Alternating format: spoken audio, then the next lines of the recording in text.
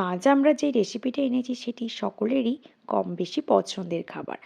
আজ আমরা বানাবো স্টাইলিশ পকেট পরোটার সাথে পালং পনির, যেটা ভীষণই সুস্বাদু একটা খাবার।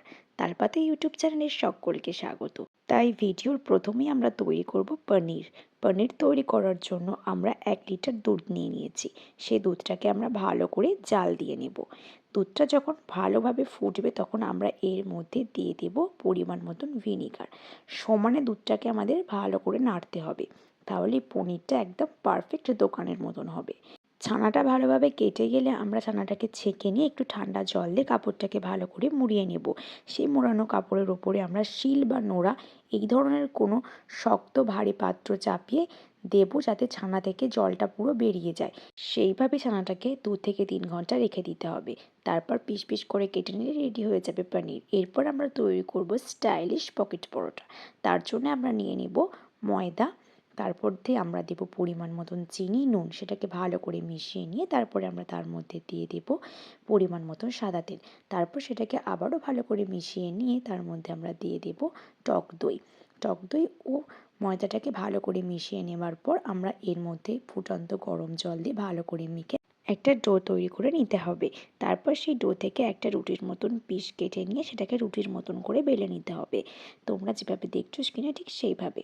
এরপর তার মধ্যে আমরা ধনেপাতা ও সামান্য একটু কালো জিরে দিয়ে আবারও ভালো করে বেলে নিতে হবে। আমার চ্যানেলে যারা নতুন আছে তারা অবশ্যই চ্যানেলটিকে সাবস্ক্রাইব করে দাও, আর যারা এই ভিডিওটা দেখছো তারা অনেক অনেক কমেন্ট ও অনেক অনেক শেয়ার করো। এরপর আমরা চাটুর মধ্যে একটু সাদা তেল গরম করে নিয়ে পরোটাগুলো হালকা করে সেঁকে নিলে রেডি হয়ে যাবে আমাদের স্টাইলিশ পকেট পরোটা। এবার আমরা তৈরি করব পালং পনির। তার জন্য পালং শাককে আমরা ভালো করে কেটে নিয়েছি। তারপর গরম জলে পালং শাকটাকে ভালো করে সিদ্ধ করে নেব। এরপর পালং শাকটা সিদ্ধ হয়ে গেলে সেটাকে আমরা তুলে ঠান্ডা জলের মধ্যে একটু ঠান্ডা করতে দেব। ঠান্ডা হয়ে গেলে জল থেকে পালং শাকগুলোকে তুলে নিয়ে কাঁচা লঙ্কার সাথে সিদ্ধ করা পালং শাকটাকে বেটে নেব। আমার চ্যানেলে যারা নতুন আছে তারা অবশ্যই চ্যানেলটিকে সাবস্ক্রাইব করে দাও, আর আমার ভিডিও যারা নিয়মিত দেখো তাদের অনেক ধন্যবাদ। তারা অনেক অনেক কমেন্ট ও অনেক অনেক শেয়ার করো, আর আমাদের একমাত্র ফেসবুক পেজ তালপাতাকে অবশ্যই ফলো করে দিও। এবার অন্য একটি পাত্রে আমরা নিয়ে নেব একটু সামান্য সর্ষের তেল ও সামান্য সাদা তেল। তারপরে তেলগুলো গরম হয়ে গেলে আমরা তার মধ্যে দিয়ে দেব সামান্য একটু জিরে ফোড়ন। তারপর আমরা এই জিরেটা একটু ভালো করে ভেজে নিয়ে আমরা এর মধ্যে দিয়ে দেবো গ্রেট করা পেঁয়াজ। তারপরে দেবো আদা রসুনের পেস্ট। এবার আমরা এর মধ্যে দিয়ে দেব টমেটোমের পেস্ট। তারপর আমরা দেব স্বাদ মতন চিনি ও নুন এবং সামান্য হলুদের গুঁড়ো। সবকটা উপকরণকে ভালো করে মিশিয়ে নিতে হবে। এবার আমরা অন্য একটি পাত্রে নিয়ে নেব জিরে, ধনে, লবঙ্গ, এলাচ, দারচিনি, গোলমরিচ। সবকটি মশলাকে ভালো করে ভেজে আমরা গুঁড়িয়ে নেব।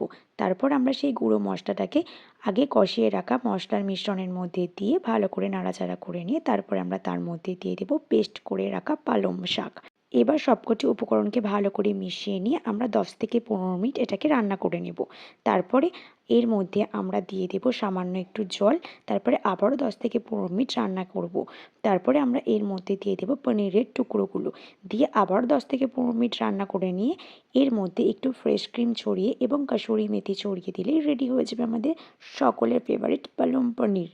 সাজানোর জন্য সামান্য একটু আদা স্লাইস ছড়িয়ে স্টাইলিশ পকেট পরোটার সাথে পরিবেশন করুন পালং পনির। আমার চ্যানেলে যারা নতুন আছে তারা অবশ্যই চ্যানেলটিকে সাবস্ক্রাইব করে দাও। আমার ভিডিও যারা নিয়মিত দেখো তাদের অনেক ধন্যবাদ। আর আমাদের একমাত্র ফেসবুক পেজ তালপাতাকে অবশ্যই ফলো করে দিও। অনেক কমেন্ট ও শেয়ার করো। রেসিপিটি বাড়িতে অবশ্যই একবার ট্রাই করো।